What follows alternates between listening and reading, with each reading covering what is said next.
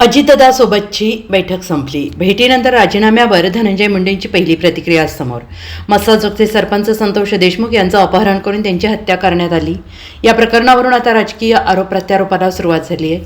या प्रकरणात मंत्री धनंजय मुंडे यांच्या राजीनाम्याची मागणी होत आहे. जोपर्यंत संतोष देशमुख यांच्या कुटुंबाला न्याय मिळत नाही तोपर्यंत धनंजय मुंडे यांनी राजीनामा द्यावा अशी मागणी होत आहे. त्यामुळे धनंजय मुंडे यांच्या अडचणी वाढल्या आहेत. दरम्यान आज सर्व पक्षीय नेत्यांकडून राज्यपालांची भेट घेण्यात आली.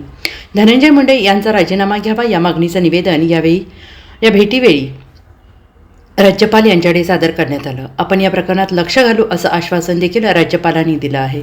तसेच आम्ही उद्या मंत्री चंद्रशेखर बावनकुळे यांना भेटणार आहोत अशी माहिती भाजप आमदार सुरेश धस यांनी दिली. दरम्यान या सर्व घडामोडी सुरू असताना आज अचानक मंत्री धनंजय मुंडे यांनी उपमुख्यमंत्री अजित पवार यांची भेट घेतली. अजित पवार यांच्या मंत्रालयातील दालनात ही भेट झाली. दोन्ही नेत्यांमध्ये जवळपास अर्धा तास चर्चा झाली. संतोष देशमुख यांच्या हत्या प्रकरणात धनंजय मुंडे यांच्या राजीनाम्याची मागणी होत आहे. या पार्श्वभूमीवर सगळ्यांचं लक्ष या भेटीकडे लागलं होतं. या भेटीनंतर आता धनंजय मुंडे यांची पहिली प्रतिक्रिया समोर आली आहे.